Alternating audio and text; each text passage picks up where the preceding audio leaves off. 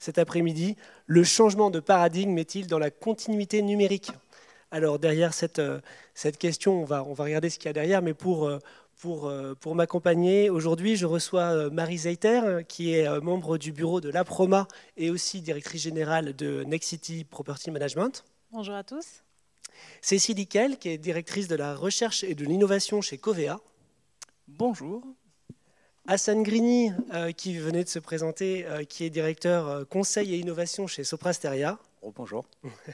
Benjamin Ulrich, président d'Intent. Bonjour à tous. Et Denise Cobel, qui est président d'honneur du CIPEMI. Bonjour.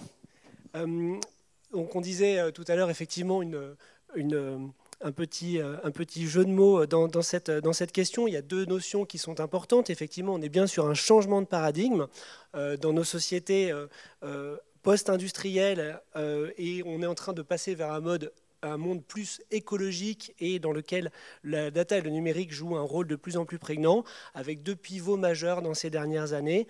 La COP 21, qui a marqué un tournant dans la popularisation des réflexions autour du pivot et du pivot écologique, et la crise récente liée au Covid-19, qui a d'une certaine façon aidé l'humanité à regarder un peu dans le même sens sur un certain nombre de problématiques sociales et environnementales. Et d'autre part, la problématique de la continuité numérique, qui est un sujet récurrent dans notre profession de ces dernières années et qui est à l'origine même de l'existence de Fidji. Effectivement, les datas qui sont produites dans l'industrie immobilière n'ont pas la même valeur pour tous les acteurs. Donc jusqu'à présent, effectivement, chacun des acteurs de la chaîne a constitué des sous-ensembles de données en ne mettant à jour que celles dont il avait besoin pour sa propre activité, pour son propre métier. Et le constat partagé de la nécessité de construire une continuité numérique avec un corpus commun explicite, même si chacun des métiers de la chaîne n'interagit pas avec toutes les données du corpus. Donc la question, c'est comment est-ce qu'on peut produire cette continuité numérique qui est essentielle pour éviter les tâches non productives coûteuses, mais sur lequel il va falloir qu'on ait une forme de frugalité, puisqu'on le sait, la data et l'exploitation informatique sont aussi des forts consommateurs de carbone. Donc voilà, toutes ces problématiques qu'on va essayer d'aborder dans cette table ronde. Et je vais d'abord laisser la parole à Marie, au nom de la Proma, effectivement, qui représente 80 millions de mètres carrés gérés. Donc le métier du property management, il est souvent pris en sandwich, entre guillemets, entre la construction, le processus d'élaboration du produit immobilier, l'exploitation courante, les enjeux financiers. Comment faire dans ce cadre-là pour sortir du réactif au quotidien et passer dans une logique où on va être plus dans le préventif pour construire l'avenir? Oui, merci Arnaud pour la question. Moi, je commencerai plutôt par dire, plutôt que PRIP en sandwich, c'est que le métier du property, il occupe une place centrale dans la chaîne de valeur immobilière. En fait, on est un peu au carrefour des remontées de l'exploitation quotidienne d'un bien, des besoins des occupants, des changements d'usage dans les occupations des bâtiments. Et puis d'un autre côté, les changements aussi de besoins des investisseurs, des institutionnels, des foncières, pour l'accompagnement de tout ce qui est changement climatique, environnemental, bas carbone.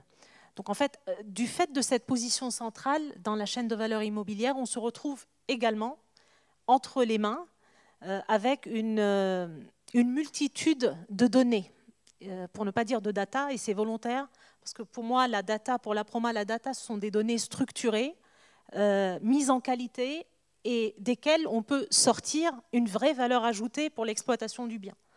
Donc on a vu ce matin dans les différentes tables rondes que bon, l'intelligence artificielle est bien, mais une intelligence artificielle sans intelligence humaine, sans le cerveau humain, c'est comme si on marche avec un seul pied, donc c'est important d'avoir les deux. Et c'est là où vient le rôle du property management, c'est vraiment analyser, essayer de faire parler tous ces écosystèmes par le biais de réflexions avec les différents acteurs de la chaîne immobilière, de cette interopérabilité ou de cette uniformisation de langage qui nous permet non plus d'avancer un peu tête baissée et d'être réactif par rapport à ce que nous découvrons tous les matins quand on arrive au bureau ou quand on arrive sur les biens, mais plutôt de pouvoir analyser ces données-là pour avoir le coup d'avance, pour être vraiment dans le préventif et qui sait demain, enfin je l'espère demain proche, dans le prédictif dans le bâtiment. Merci Marie. Effectivement, le property manager qui est à ce carrefour entre les différents métiers, effectivement, c'est la problématique de la pluralité des métiers, c'est un sujet. Peut-être, Cécile, au sein de, par exemple, d'un investisseur institutionnel comme Covea, dans lequel on voit représenter une grande diversité de métiers immobiliers, comment évolue cette gestion? Comment vous gérez cette complexité? Alors, déjà, juste pour rappeler, parce que les gens ne le savent pas forcément, mais Covea, donc derrière Covea, c'est MAF, MMA et GMF. Donc, on est l'asset manager immobilier de ces 3 marques d'assurance. Donc, on gère 6 milliards d'euros d'actifs, principalement à Paris, un bon portefeuille d'assureurs résidentiels tertiaires. Et effectivement, donc, on a parlé du property, et c'est vrai que nous, on a le property, l'asset, les invests, les arbitrages, la maîtrise d'ouvrage, la maintenance, tous ces métiers du coup d'un asset manager, on va dire, intégré. Et c'est vrai que ce mot est important parce que nous, on fait tout nous-mêmes. On a quelques property managers externes quand même, mais la chaîne de valeur est vraiment très intégrée. On a peu de métiers qui sont externalisés. Donc effectivement, ça génère beaucoup de données. On a beaucoup d'outils qui gèrent bien en silo tous ces métiers qui ne se parlent pas forcément malheureusement.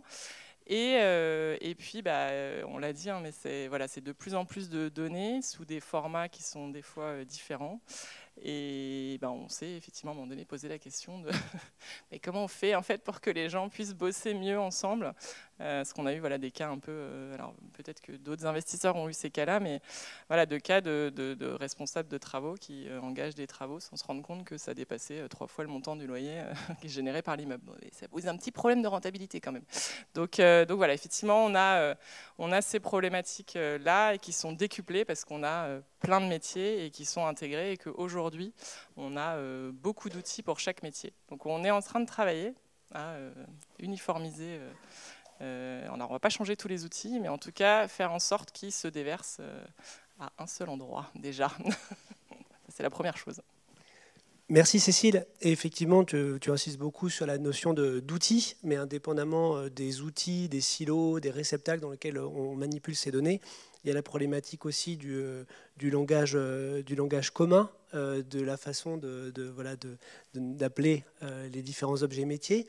Et peut-être je me tourne vers Denis, qui est aussi directeur de Bouygues Energy Service. Quand vous qui intervenez plutôt, entre guillemets, sur la fin de la chaîne. En dernier, vous dites en dernier, mais à la fois en premier, puisque vous allez produire un certain nombre de données qui vont remonter après dans les chaînes. Est-ce que, de votre point de vue, est-ce qu'un investisseur, un promoteur, un développeur, un commercialisateur, un architecte, est-ce qu'on parle du même immeuble quand il est livré? Comment est-ce que ces différentes visions se réconcilient-elles sur le terrain? Alors, bonjour. Déjà, une précision, c'est que là, je vais parler au nom du CIPMI, hein, en tant que président d'honneur. Le CIPMI, c'est le syndicat patronal des entreprises de maintenance multitechnique et de FM. Donc, on est vraiment concerné par ce sujet-là. Je vais soucher mon propos sur le contexte que nous vivons. C'est un contexte qui est un contexte, je dirais, verticalisé. C'est la chaîne de l'industrie immobilière qui est très verticalisée, très hiérarchisée. Et de manière historique, en général, nous, on arrive après, à la fin, avec le locataire, je dirais avec le carton du locataire. D'accord ? Et puis, évidemment, tous les jours, et j'allais dire, c'est une joie, on n'est pas seul, puisqu'on a le property manager qui est avec nous, qui vit au quotidien ce que vit le locataire, etc., etc. Donc, on a une pression de cette chaîne, je dirais, de valeur de l'industrie immobilière, aujourd'hui, sur ce sujet de la continuité numérique. D'accord ? Donc, j'y viendrai précisément.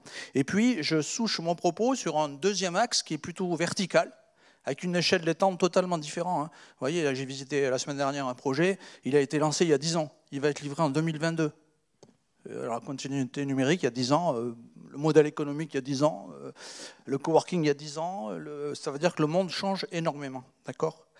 Et puis, on a un deuxième sujet très fort, très prégnant, c'est le locataire. C'est celui qui paye le loyer, en fait. Hein, et c'est celui qui, directement ou indirectement, nous paye à nous. Souvent, on est considéré, d'ailleurs, comme une charge. On est dans les charges. Hein. Une charge, c'est quelque chose dont on se passe très bien, qui coûte, mais qui, quelque part, ne rapporte pas de valeur. Donc la question, c'est effectivement, avec cette continuité numérique, quelle valeur on va arriver à créer. Ce locataire, lui, il est confronté à un sujet, cette fois-ci, très fort aujourd'hui, c'est le problème de la mutation du travail. Ça, on ne peut pas le mettre de côté, on ne peut pas considérer que l'immeuble est là, on est entre nous. Non, la réalité, c'est le locataire, il est là, il a une pression, et il a ce sujet du télétravail. Notamment le télétravail, le sujet du télétravail, c'est le domicile qui devient le concurrent du bureau. Et nous, FMR, parce que j'ai double casquette, mainteneur et FMR, et Property, ils nous disent, vous allez nous accompagner au domicile. Pour l'accompagner au domicile, il faut une plateforme digitale de service. On est encore dans le sujet de la continuité numérique. Et puis, il y a l'intégration ou pas du coworking, avec son modèle, bref, on en a parlé ce matin. Donc, on a un sujet très, très horizontal, très opérationnel avec l'occupant et le locataire, et puis on a un sujet très verticalisé avec l'industrie immobilière qui nous dit, bon, maintenant, le CO2, vous êtes embarqué, vous, le mainteneur, l'énergie, mais bien plus, etc., etc. Dans ce contexte-là, notre point de vue, notre approche, c'est un sujet peut-être en 3 temps. Premier sujet, c'est un sujet de technologie. Deuxième sujet, c'est un sujet de culture numérique. Très clairement, nos activités, historiquement, et même encore, n'ont pas une culture numérique. On a une culture de la technique, peut-être de la technologie, mais en tous les cas, naturellement, on n'a pas la culture du numérique. Et le troisième point, c'est l'accélération. On voit bien que le monde change, à mon avis, ça va s'accélérer, et comment on va être capable de raccrocher les wagons. Comment ça se traduit très simplement? Du point de vue de la technologie, pour nous, les exploitants, je pense qu'on partage ça avec les property managers, c'est quelle technologie embarquée on met dans l'immeuble. Finalement, cette technologie elle va traiter des données, quelque chose de virtuel, mais elle a une forme d'immobilier par destination. D'accord? Cette technologie embarquée, la filière de la conception, je ne parle pas de l'architecte, quoique, mais en gros de la maîtrise d'œuvre à l'entreprise générale, au séparé, au promoteur, etc., etc. Toute cette chaîne-là est assez éloignée de mon point de vue, peut-être de ce qu'il va falloir faire en termes d'intégration de nouvelles technologies. Pourquoi? Parce que ces nouvelles technologies ne sont pas des technologies courant faible, mais des technologies plus proches d'un métier qui est le métier des systèmes d'information, de l'informatique et des réseaux. Dès que vous rentrez dans ce monde-là, alors là, vous avez des sujets de cybersécurité, vous avez des sujets de formation, de compétences, d'expertise, d'habilitation auprès des fournisseurs de matériel, que ce soit des matériels américains ou autres. Et donc cette technologie embarquée, nous, finalement, on en a besoin. Parce que gérer l'énergie à partir d'un comptage, d'un sous-comptage, on y arrive. Historiquement, on a toujours fait ça par métier, par expérience, avec des bons techniciens qui ont l'habitude de gérer ça. On y arrive sur le terrain de manière empirique. Mais maintenant, le sujet dont on parle depuis ce matin, qui est le sujet, alors ISR, selon la direction du Trésor, ESG pour nous, c'est peut-être plus facile, est un sujet plus grand, plus large que ce sujet de technologie ou de nos métiers historiques. Donc ça veut dire qu'on est embarqué dans un sujet qui nous dépasse, qui est beaucoup plus large et beaucoup plus grand. Pour le traiter, il faut que sur le terrain, on ait de la technologie. Et aujourd'hui, clairement, de notre point de vue, cette technologie-là, elle n'est pas mature. Non pas qu'on n'en dispose pas, mais elle n'est pas mature du point de vue de sa conception, dans la chaîne de la construction, conception, réalisation, exploitation, maintenance, du point de vue de l'exploitation, de l'entretien, de la remise à niveau, des mises à jour, etc., etc. Et puis, elle nécessite probablement, outre de former l'ensemble de la filière, etc., etc., de trouver des accords de réassurance avec nos fournisseurs d'équipements et de type réseau, parce qu'il y a un coût qui semble de plus en plus être important et qui n'était pas prévu à l'origine dans les charges. Hein, on commence à avoir des exemples assez concrets. Donc ça veut dire que... Et puis, je finis sur le thème de la cybersécurité. Parce que données, technologie, accès à distance, donc en jeu de cybersécurité. Voilà, ça c'est un premier point un peu terrain du sujet. Merci Denis. Ce qu'on entend, c'est que les outils, c'est un sujet d'experts. C'est un sujet, c'est le sujet des éditeurs, des gens dont c'est le métier. Et ça tombe bien parce qu'on a ici deux éditeurs. J'ai d'abord cédé la parole à Hassan Grini, donc directeur conseil innovation chez Soprasteria. Soprasteria, c'est 35 ans d'existence et un certain nombre de plateformes, notamment progicielles comme EcoPark, justement, qui fait le lien avec le métier qu'on vient d'évoquer, excusez-moi. Hassan, quelles sont les évolutions récentes justement dans les ERP? Est-ce qu'on est bien en train de suivre, de devancer cette tendance en ouvrant de plus en plus les plateformes progicielles vers un environnement un peu multi-acteurs? Alors, bonjour. On a l'avantage chez Soprasteria de fournir des systèmes de gestion depuis bientôt 4 décennies au fait, pour ce secteur-là. Ça fait de nous, d'une part, un acteur central. On fournit, que ce soit les investisseurs ou les property managers qui occupent une place centrale dans la chaîne de valeur, voire même quelque part des FMR. Mais ça fait de nous surtout un observateur sur le temps long de ce qui se passe sur ce secteur-là. Alors, avant de répondre est-ce que c'est une tendance lourde ou pas, est-ce que déjà c'est un changement de paradigme? Je vous dirais oui, mais ce n'est pas le premier changement de paradigme, on est déjà au second changement de paradigme. Si on reprend un petit peu les besoins de nos clients tels qu'ils sont arrivés, nos clients étaient très centrés sur l'exécution de leur opération en propre dès le départ. Face à ce système-là, il dit comment je gère mes activités, etc. Et Soprasteria a offert des systèmes ERP, ce que vous connaissez aujourd'hui, pour pouvoir s'auto-centrer sur l'exécution et la réalisation des missions. Puis arrive le premier paradigme, c'est une prise de conscience qu'on n'opère pas simplement ces activités-là, mais il y a un premier cercle d'écosystème autour du PM notamment, parce que c'est les premiers qu'on a équipés, en disant j'ai un client qui est un investisseur, comment je fais pour communiquer avec lui, j'ai quelques fournisseurs, comment je fais pour communiquer. Et donc là, on arrive sur un premier changement de paradigme où on va venir s'ouvrir, mais sans pour autant avoir conscience de l'ensemble de l'écosystème, mais sur des relations bilatérales, en venant communiquer à la fois avec les fournisseurs et à la fois avec les clients. Et donc là, on est sur un deuxième changement de paradigme, où on prend conscience non pas simplement du premier cercle, mais aussi qu'on est en train de graviter dans un écosystème, où on est tous là pour représenter ces éléments-là, à la fois sur la chaîne de valeur et sur l'écosystème de cette industrie-là, où ce qu'on vit là n'est pas uniquement symptomatique de l'immobilier. On le rencontre sur d'autres secteurs. On l'a rencontré dans la banque, on le rencontre dans les télécoms, etc. Les démarches d'open data sont la traduction de ces éléments-là. Et on est de plus en plus vers une tendance lourde d'ouverture et de prise de conscience au fait qu'on gravite dans un écosystème, et arrive la question de l'interopérabilité, de la collaboration autour d'une donnée, etc. Mais une fois qu'on a dit ça, les systèmes que nous, on va mettre à disposition et exploiter, disposent d'une partie de l'information. Cette partie-là, c'est principalement de l'information de gestion, c'est de l'information financière, c'est principalement des caractéristiques, etc. Mais ces informations-là vont devoir être complétées par des données beaucoup plus opérationnelles qui ne sont pas au même niveau de granulométrie. C'est les informations que vont traiter les exploitants vraiment dans le terrain. Ce sont des informations d'environnement, et donc pour qu'un asset puisse décider, il faut savoir quelles sont les dynamiques au-delà des marchés, dynamiques démographiques, quels vont être les projets d'infrastructure. Donc on est sur de la prospective, et donc tous ces éléments-là vont venir concourir à la fois de la prise de décision sur un segment du cycle de vie du bâtiment, sur son exploitation, sur sa réutilisation, etc. Et donc quand on arrive sur le principe de l'ouverture de la donnée, c'est quels sont les leviers qu'on va utiliser ou quels sont les moyens technologiques qu'on va utiliser pour venir à la fois consolider, aligner ces données-là, pouvoir les distribuer pour que chacun puisse trouver le bon niveau d'information qui lui est nécessaire pour exécuter ces activités-là et remettre dans le pot commun des données qui vont être consommées par les autres. Donc, à notre échelle, à notre humble échelle, nous sommes un contributeur. On peut avoir, et je pense qu'Intent, on va discuter tout à l'heure, de la façon dont pourrait se dérouler une démarche globale, parce qu'on ne pense pas qu'une telle démarche puisse être faite au niveau d'un opérateur, au niveau d'un fournisseur unique de solutions, peu importe la taille qu'il a, mais c'est vraiment une démarche au niveau de la filière. On l'a observé sur d'autres segments, notamment sur la partie habitat. Et il faut une autorité organisatrice. Je dirais même il faut une autorité qui impose à la fois la norme, etc., puisque malgré tout, il y a des gens qui sont en concurrence.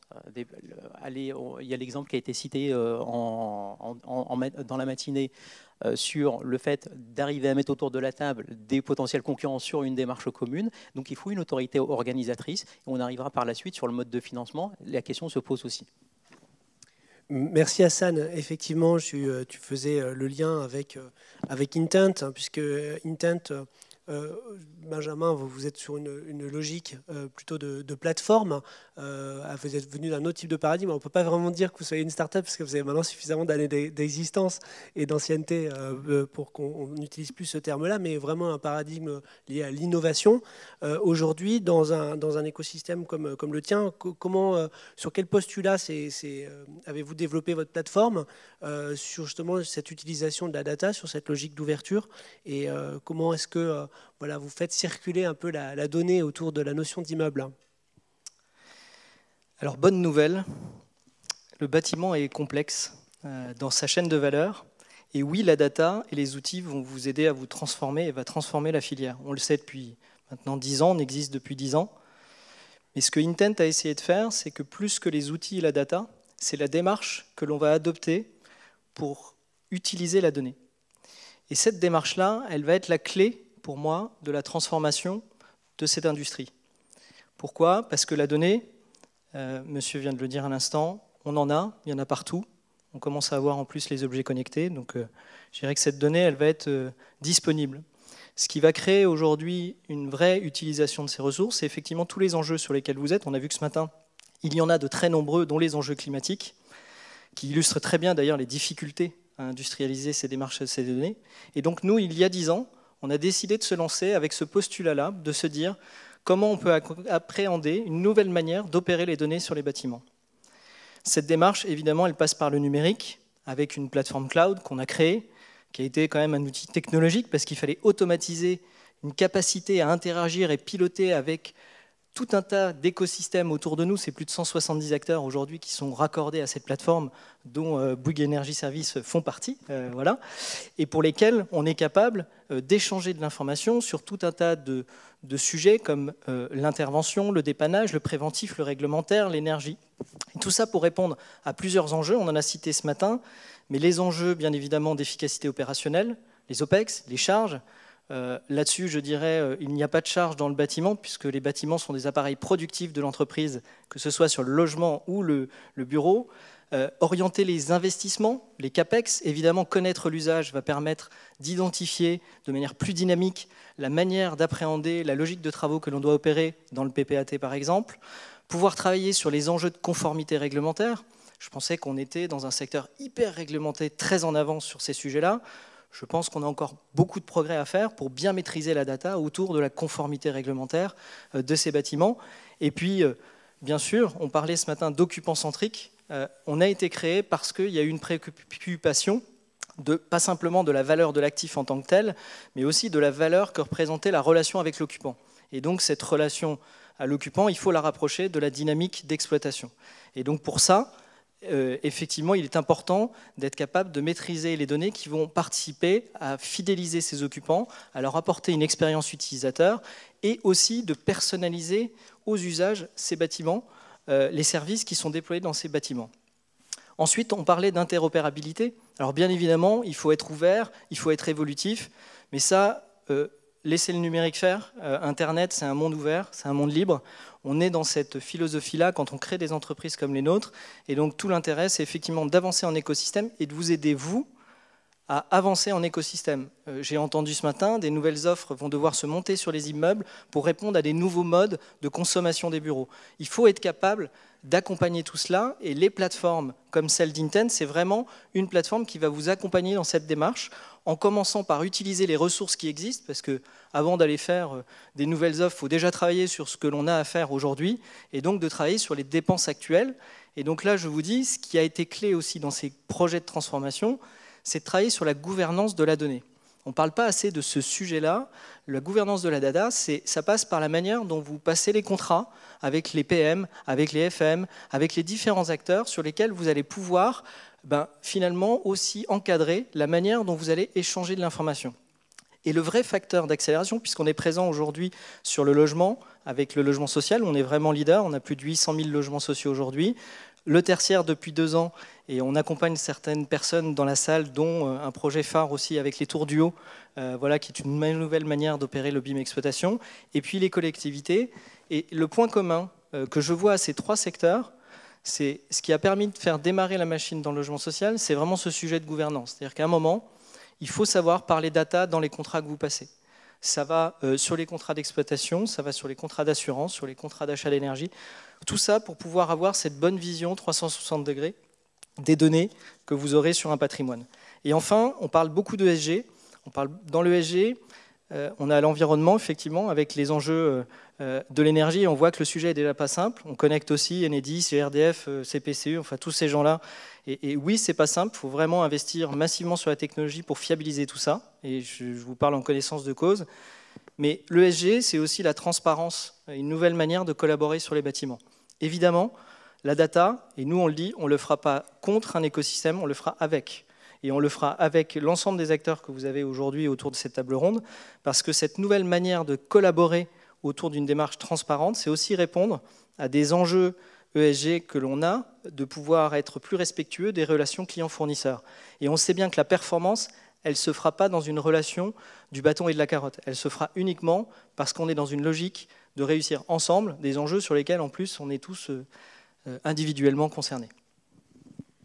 Alors effectivement, Hassan aussi disait tout à l'heure qu'il voyait la nécessité d'une autorité, entre guillemets, qui fixe une forme d'autorité, pas forcément administrative, mais en tout cas quelqu'un qui fixe un cadre pour les échanges. Dans ce que tu viens de nous dire, on entend aussi beaucoup la prévalence du rôle central de l'exploitation en tant que pivot entre les différents acteurs. Ça me ramène peut-être un peu à Marie, notamment au titre de l'APROMA, qui est voilà, où vous travaillez à normaliser, travailler dans un écosystème d'acteurs qui coopèrent pour justement apporter de la valeur au client final. Comment est-ce que tu vois l'accompagnement que peut avoir ce type de structure dans le changement, notamment climatique? On parlait de l'exigence ESR, il y a le changement imposé par le régulateur, il y a le changement demandé par les clients, il y a l'exigence bas carbone. Quel peut être le rôle d'un organisme, entre guillemets, de partage et de normalisation comme l'APROMA dans ce type de contexte?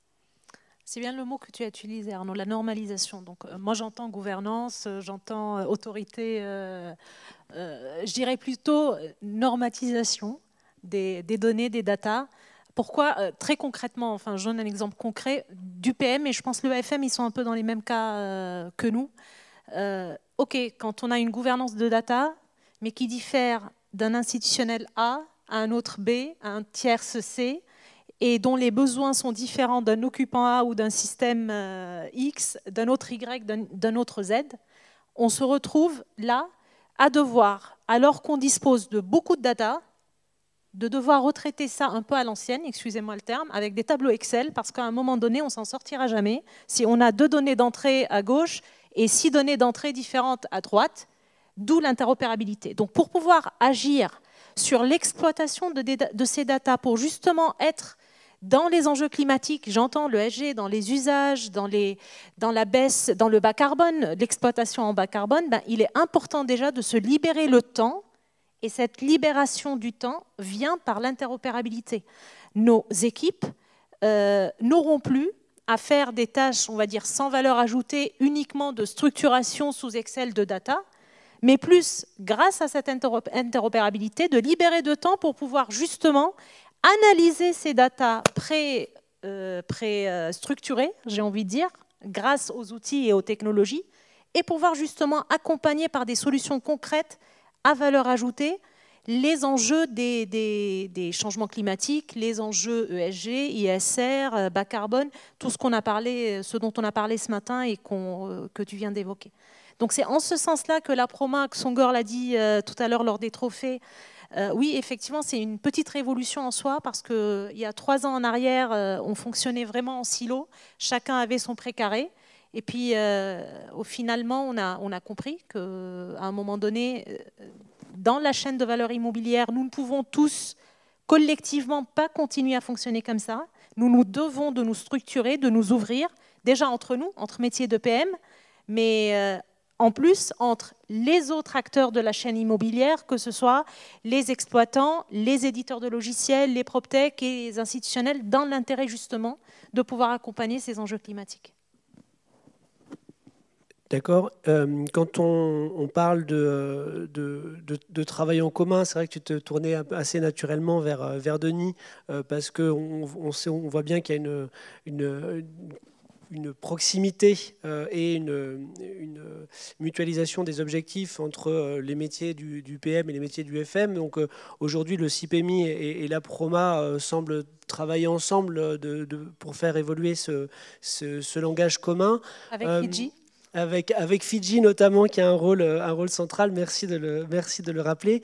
Denis, comment est-ce que justement on peut faire évoluer ces formats, ces outils pour se recentrer sur l'immeuble, et comment est-ce qu'on peut faire émerger ce langage commun quand on est dans un secteur qui finalement n'avait pas à la base d'appétence particulière pour la chose informatique et pour la technologie? Alors c'est vrai qu'historiquement, on n'a pas l'habitude, à travers nos associations professionnelles, de travailler ensemble.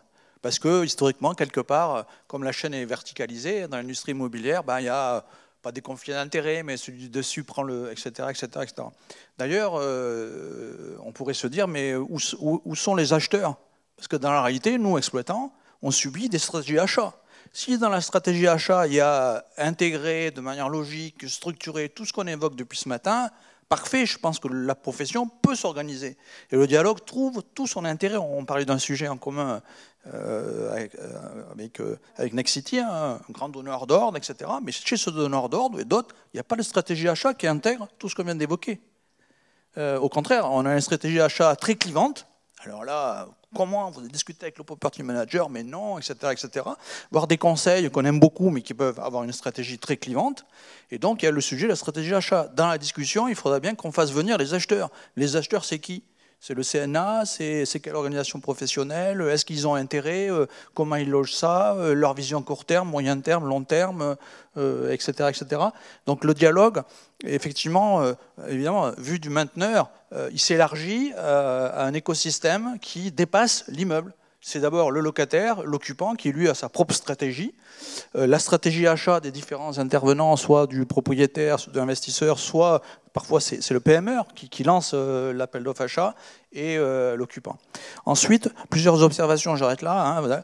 Autorité organisatrice, moi personnellement, et je pense que les adhérents du CIPEMI, je pense qu'il faut laisser de la place, faut être encore très libéral, parce qu'on n'est pas au bout des découvertes, on a besoin de cette phase voilà, c'est chaotique, c'est ok, j'en conviens, mais moi les autorités administratives qui peuvent deviner à quoi on va être confronté dans les prochaines années, parce que dans notre sujet, j'adore Soprasteria, parce qu'il y a un immeuble qu'ils occupent dont on assure l'entretien, et on les adore beaucoup, performance énergétique, etc., etc., etc. On verra apparaître, selon nous, des plateformes digitales de services. C'est-à-dire que nous, on est en train de travailler à l'échelle, je dirais, de notre vision immédiate, mais on voit qu'il y a des acteurs, des plateformes numériques qui vont commencer à intégrer un peu les métiers de services ou de l'immobilier. Et du coup, au sein du CIPEMI, les plus grandes entreprises, et il y a vraiment de grandes entreprises, vous les connaissez tous, sont en train, les uns et les autres, de préparer en arrière-cours leur investissement sur des plateformes digitales de services. Et les investissements sur les plateformes digitales de services pour des métiers comme les nôtres, intégrés peut-être à la construction ou à l'énergie, donc on est en plein sujet, c'est des investissements très très lourds. Et donc il y a des choix à faire. Il y a des paris industriels énormément risqués finalement, parce qu'on n'a pas l'habitude, nous, dans nos activités, de prendre des risques. On est très peu capitalistique et on ne prend pas de risques. Voilà. Alors, on a une marge faible peut-être, mais en tous les cas. Et donc là, il y a une problématique d'anticiper un avenir qu'on ne voit pas bien, en fait. Donc ça, c'est difficile. C'est pour ça l'autorité organisatrice, moi, je ne suis pas très à l'aise. Ensuite, partager, oui. Construire des standards communs, oui. Mais il faut laisser la place à la compétition, à la compétitivité. Parce que sinon, on ne va pas trouver des marges de manœuvre suffisantes. Et puis, il y a les problématiques des stratégies achats, alors moins des investisseurs, etc., parce qu'effectivement, on est dans le domaine qu'on évoque, mais les grands occupants, ceux qui payent les loyers, eux, ils ont des stratégies achats qui, pour ce que je connais, peut-être que je ne connais pas tout, sont assez éloignées des préoccupations d'aujourd'hui. En fait, d'ailleurs, en parlant de compétitivité et puis Puis d'innovation, c'est un peu ça ce qu'on travaille à la Proma.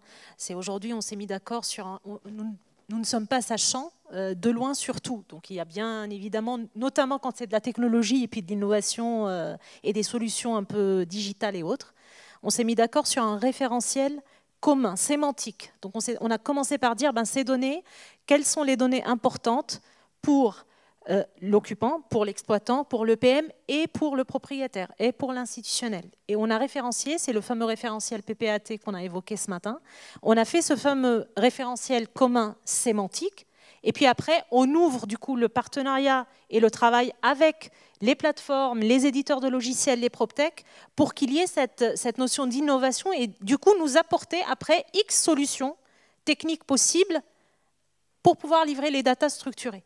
Mais on parle déjà, à la base, de dire on parle un langage commun sémantique sur lequel nous nous sommes tous mis d'accord, parce que pour faire du service, pour faire de l'innovation, on le redit et je le redis, il faut déjà être bien dans ce qu'on fait de base, sur la base, dans la fiabilisation de données, dans les prestations de base qu'on doit faire, et ça passe par un référentiel sémantique commun sur lequel nous devons de travailler ensemble.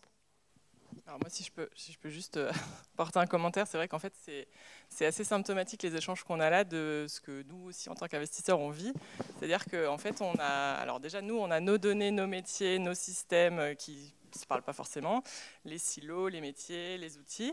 Et en plus, effectivement, on a des interlocuteurs externes qui évoluent, mais qui avancent pas forcément tous dans le même sens, en même temps, avec les mêmes données. Donc c'est super que, que vous puissiez vous parler.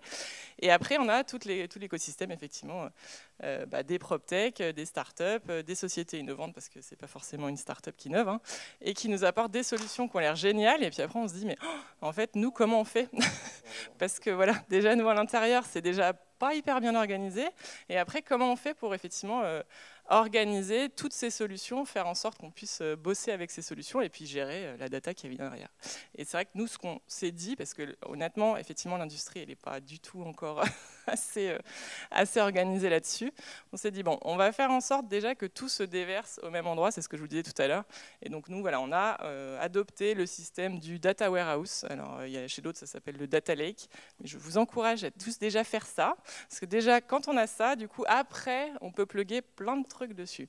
Mais au moins, ça permet déjà, nous, en tant qu'investisseurs, de se dire, OK, notre donnée à nous, elle est bien organisée, elle est au bon endroit, elle est de qualité, on peut lui faire confiance, on a organisé la gouvernance, on a travaillé sur la qualité de la donnée, effectivement, la gouvernance, c'est un mot très important. Et du coup, derrière, on va pouvoir avoir un champ des possibles un peu plus intéressant et surtout, voilà, se dire, OK, c'est pas parce que j'en choisis un que du coup, je ne pourrais pas en choisir un autre. Et aujourd'hui, effectivement, des outils interopérables, voilà, des solutions innovantes, il y en a plein pour plein d'usages. Et c'est super, enfin, nous, on adore. Mais voilà, il faut pouvoir les plugger à nos systèmes d'information de manière simple. Donc, en tout cas, le référentiel commun dans un data warehouse, c'est honnêtement la pièce maîtresse, déjà, de tout ce qu'on va pouvoir faire derrière.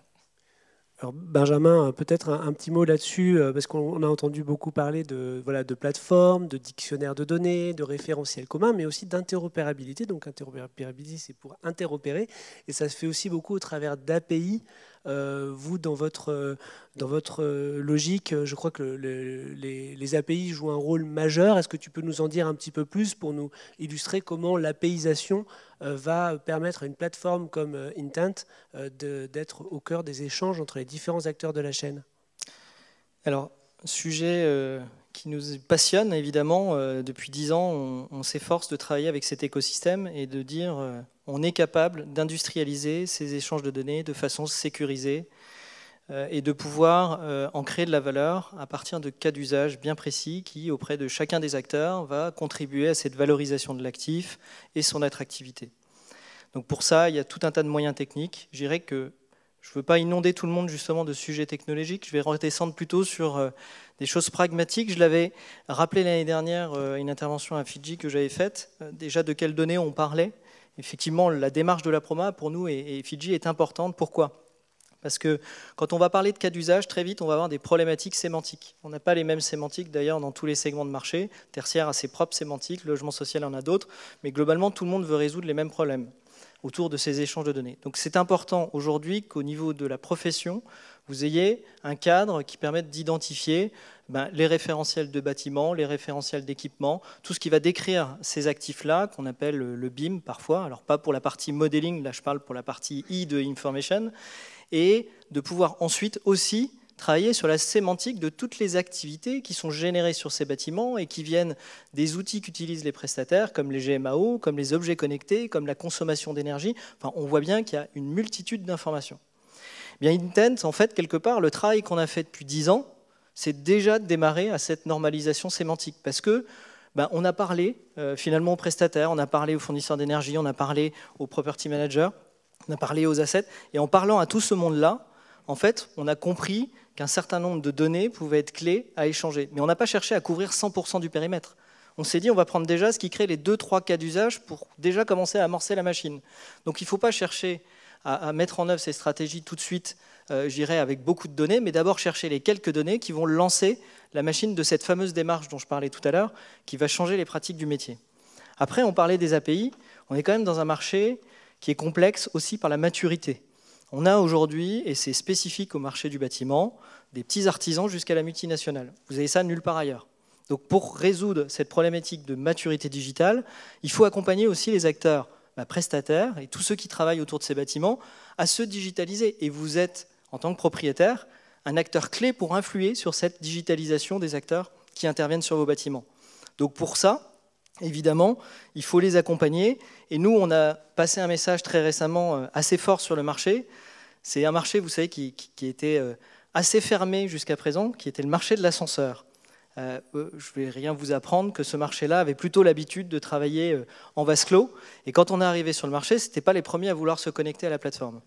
Aujourd'hui, c'est les premiers acteurs à démocratiser une démarche qui vise à nous permettre de récupérer les données des ascenseurs partout dans le monde. Kone a sorti ce qu'on appelle une API, mais une API, ça ne suffit pas. Il a associé à ça un programme partenaire pour pouvoir enrôler son écosystème à pouvoir travailler sur ces données et à en créer de la valeur pour ses propres clients. Et bien, cette démarche-là, on en est très fiers parce que c'est vraiment pour nous un marqueur important pour votre marché de dire, vous avez là des acteurs qui ont fait des partenariats avec IBM, Salesforce, qui sont avec des acteurs de digital importants sur le marché mondial et qui viennent d'ouvrir leur système d'information pour donner accès à ces données. Et enfin, pour moi, le point important, c'est qu'on ne doit pas être, encore une fois, dans une notion de standardisation technique. Il faut pour que ça existe, il va falloir 2 ingrédients. Il va falloir qu'il y ait un marché.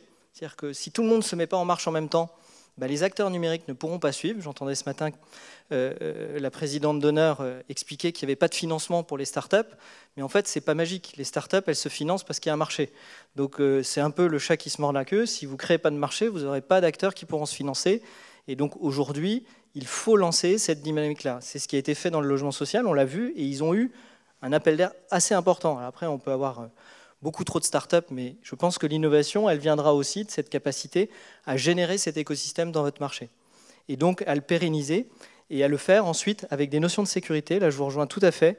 On est dans un sujet majeur sur la sécurité. Aujourd'hui, Intent, nous, c'est une préoccupation de premier ordre, pas simplement parce qu'il y a les objets connectés, mais rien que sur les systèmes d'information où on échange de l'information. Je rappelle qu'on est, selon certains experts, en guerre mondiale sur le net. Enfin, je dis ça parce que dans le bâtiment, sur les 6 derniers mois, j'ai au moins une vingtaine d'entreprises qui se sont fait attaquer d'un point de vue informatique. Donc cette préoccupation-là, elle doit bien évidemment être intégrée également dans cette démarche d'échange de données. Merci Benjamin. Je reviens vers toi, Cécile, par rapport à ce que tu évoquais tout à l'heure sur la mise en place d'un data lake. En fait, ce qu'on entend au travers des différents échanges, c'est que le volume, la nature, la diversité des données est de plus en plus importante. Donc, vous, chez Covea, dans la situation dans laquelle vous êtes, d'avoir tous ces métiers représentés, donc d'avoir tous ces types de données qui convergent, comment est-ce que vous faites face à cette évolution inexorable du volume de données? Comment la qualité, la complétude, la vitesse à laquelle finalement le flot de données s'accélère, comment est-ce que vous gérez, comment est-ce que vous intégrez ça dans votre réflexion et notamment au sein de la partie recherche et innovation? En fait, c'est vrai clairement, alors, le business numéro 1 quand même de l'asset manager, c'est de pouvoir faire que les données financières déjà elles soient correctes. C'est vrai que bon, voilà, les états locatifs, les données liées au loyer, aux valorisations de nos actifs, aux expertises, bon, ça c'est quand même de la donnée qui est censée être maîtrisée, bien que on voit encore certains types d'informations qui se baladent sur des feuilles Excel, hein, mais voilà, on essaye de faire en sorte que tout ça rentre correctement dans le data warehouse. Et c'est vrai que, alors, on s'est beaucoup équipé de plein de trucs pour plein de sujets différents. Et là, on travaille vraiment à la convergence de ces données. Alors, les données financières, ça tourne bien. On est équipé donc de data room. Alors, c'est pas de rooms, mais on est équipé d'un lecteur de data room additionnel qui ne fait pas encore de la lecture intelligente, mais j'avoue qu'il y a quand même quelques solutions technologiques là-dessus qui peuvent vraiment aider à du coup extraire de la donnée qui est dans des PDF, qui permet aussi de la structurer et de la faire rentrer dans des systèmes d'information. Donc ça, on travaille sur ce sujet-là. On a aussi avancé évidemment avec le décret tertiaire sur toutes les données liées à la consommation. Donc là-dessus, on est bien structuré, mais les données pour l'instant, elles sont encore à part. Hein. Toutes ces données-là liées à la consommation, on bosse avec CTEC et Adviseo et on a équipé tous nos immeubles. Donc on peut suivre les consommations en temps réel de tous nos immeubles. Donc c'est super, mais c'est vrai que ça fait un flux de données additionnel. Celui-là, pour l'instant, il n'est pas dans le data warehouse, clairement. Il est à part. Et on a travaillé aussi, alors on s'était dit, le BIM, c'est super. Donc on a essayé. Après, on n'a pas un seul ordinateur chez Covea qui est capable de faire tourner la maquette BIM qu'on a mis en place. Voilà. Donc on s'est dit, bon, alors un BIM très compliqué, c'est peut-être pas encore pour nous. Donc on est revenu à un BIM plus light, mais ne serait-ce que d'avoir toute la documentation technique de l'immeuble qui est organisée, classée et accessible via une plateforme. Donc ça c'est pareil, on l'a mis en place. Et ce qu'on va faire remonter dans la partie plus data warehouse, c'est ce qu'on a dit. Alors je ne sais plus qui disait ça tout à l'heure, mais c'est vrai qu'on a un flux de données énorme. Ça ne sert à rien d'avoir toute la donnée tout le temps. Voilà, il faut la sélectionner. Je pense que c'était vous. Il faut la sélectionner et il faut en extraire que celle qui intéresse le métier. Ça ne sert à rien d'abreuver les gens. Donc la data room technique d'un immeuble, elle n'intéresse pas tout le monde. Donc en fait, on va en extraire un carnet de santé numérique. Et c'est ce carnet de santé numérique et technique qui va remonter dans le data warehouse. Donc en fait, il ne faut pas non plus chercher à absolument tout organiser, tout faire rentrer et tout exploiter. C'est sûr que on va tendre vers ça, mais en tout cas, on essaye déjà sur les données qui nous semblent les plus importantes de faire tout rentrer dans ce fameux data warehouse. Donc deux mots-clés, pragmatisme et frugalité, c'est ça? Alors frugalité, je ne sais pas si on y est, mais en tout cas, oui, on essaye d'être pragmatique parce que sinon, on ne s'en sort pas en fait. Hein. On voit bien qu'effectivement, toutes les données n'ont pas la même valeur, notamment la même valeur d'usage. Aujourd'hui, si on revient un peu vers toi, Hassan, avec cette casquette d'éditeur à la fois, et puis d'accompagnement global de la filière immobilière, comment cette notion de valorisation des données, comment est-ce que ça vous amène vous à réfléchir sur les développements, les nouveaux développements, les investissements pour faire évoluer vos solutions logicielles? Est-ce que vous allez mettre plus l'accent sur un certain nombre de données qui vous semblent représenter une valeur d'usage plus importante pour vos clients? Alors, le raisonnement qu'on a sur l'évolution du produit, il ne se fait pas sur le type de données ou sur la valorisation. En fait, on a quelque part trois streams pour faire évoluer nos produits. Il y a celui que vous connaissez tous sur un produit existant. On a des évolutions qui arrivent au fur et à mesure des années, qui sont confrontées aux besoins des clients et qui viennent sur un corps de fonctionnalités qui sont déjà existantes et qu'on vient perfectionner pour offrir soit des usages nouveaux, soit se conformer à la réglementation d'une part, soit apporter un meilleur usage des fonctionnalités qui existent. Et puis on a deux autres streams qui sont un petit peu différent et ça amène au fait la réflexion autour d'une part au fait de l'évolution de l'ouverture, de l'UX. On n'en a pas parlé au fait, c'est comment est-ce qu'on fait pour qu'un produit soit en adéquation avec l'usage qui va y en avoir. Et donc ces deux streams-là, on a un premier stream où on peut avoir notre réflexion propre. En fait, on a des équipes de product manager, de la même manière qu'un développeur immobilier va réfléchir sur des projets d'implantation d'immeubles, etc. Nous, on va venir réfléchir aussi sur quels sont les nouveaux produits qu'on va venir développer, au-delà de la partie ERP que vous connaissez, mais est-ce qu'il y a une réflexion à avoir sur des plateformes, sur des applications mobiles, etc. Et donc là, c'est la réflexion que portent nos équipes en termes de recherche et développement, et on va venir la confronter encore une fois avec les besoins des clients. Est-ce que ça correspond à un besoin ou pas? Typiquement, il y a une réflexion en cours sur une plateforme qui viendrait offrir un service partagé entre les PM et les investisseurs et de voir quelles sont les données qui sont intéressantes à partager sur un même langage. Donc ça, c'est la clé de voûte. Donc ça, c'est le second stream. Et puis, en fait, on a un troisième stream que vous connaissez peut-être un peu moins, mais qu'on a expérimenté aussi avec certaines personnes dans la salle.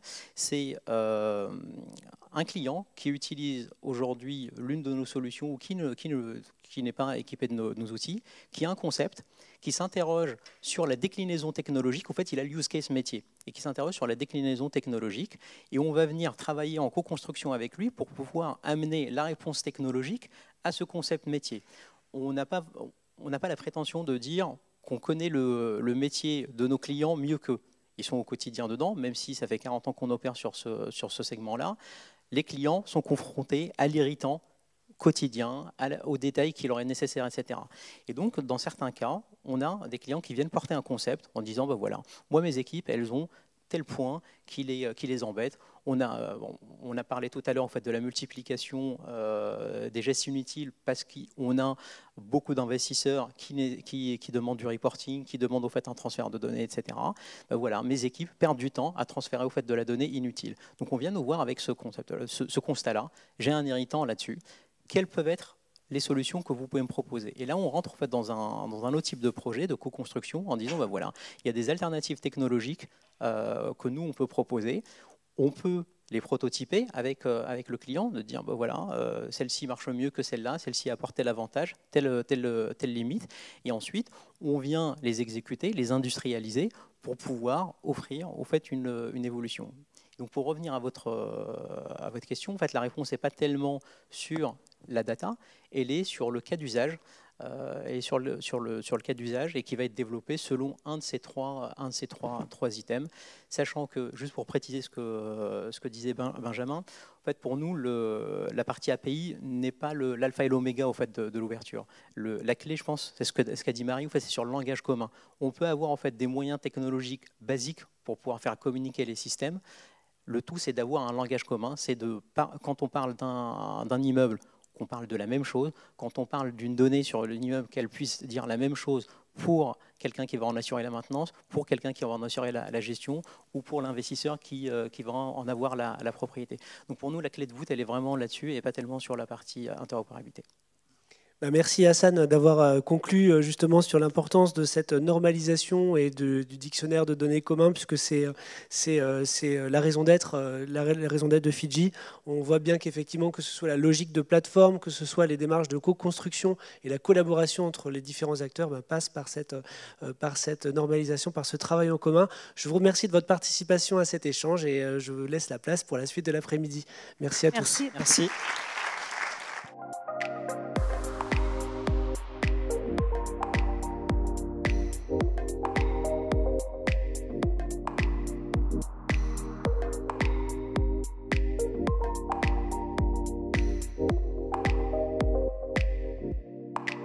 Thank you.